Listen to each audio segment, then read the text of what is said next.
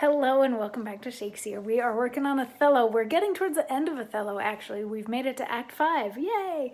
We're in Act 5, Scene 1 of Othello, and today we get to hear from Iago. So Othello wants both Cassio and Desdemona dead. Iago has said that he will take care of Cassio, but he also sort of managed to trick Roderigo into being involved in the murder of Cassio. So Cassio was having dinner at Bianca's place.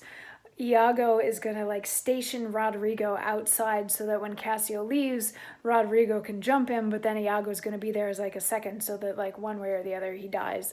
And then he's also convinced Othello that he needs to smother Desdemona in their bed with a pillow.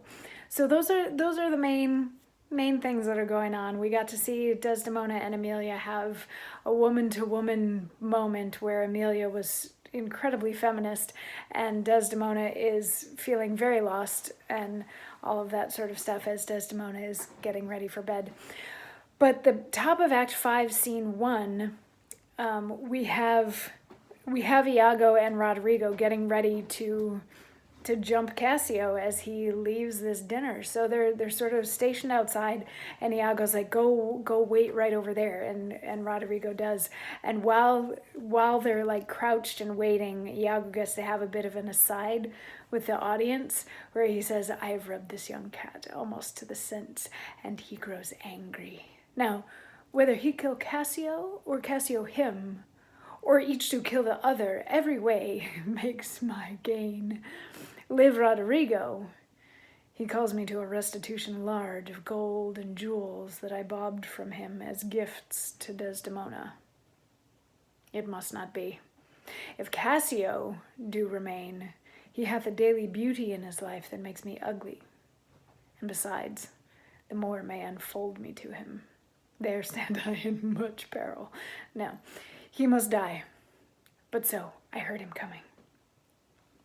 So really all he's saying here is that he has Roderigo totally charged up to kill Cassio, and that ultimately he would like it if both Cassio and Roderigo die in this little exchange. So Cassio, he wants Cassio dead because he doesn't like him, and because Cassio might rat him out to Othello. And he wants Roderigo dead because he actually owes Roderigo a bunch of jewels that were supposed to be a gift for Desdemona, but Iago pocketed them instead. So he wants both of them to die.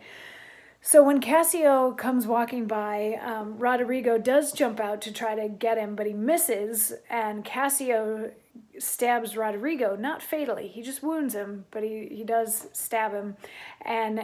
And then Iago comes out and cuts Cassio's leg and kind of runs away. So now we've got two very injured guys, and then Lodovico and Gratiano come in and they're like, what's all this commotion? All this stuff that's going on here. Who's injured? What are these cries that we heard?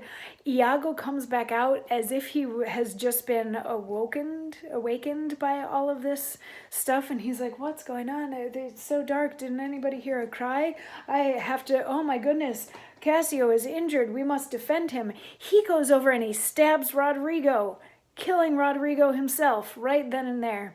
And then they're like, oh, this Roderigo is against Cassio, and he's like, Cassio, what was possibly between you? Because now that I'm awake and I see that this is Roderigo, he was my friend. So what on earth would have made you do that? And Cassio's like, I had no quarrel with him. He jumped me. And then Bianca shows up and she's all distraught, and Iago is like, it's almost as if Roderigo was waiting and knew where he was going to be, and maybe this was orchestrated by somebody that perhaps Cassio was having dinner with.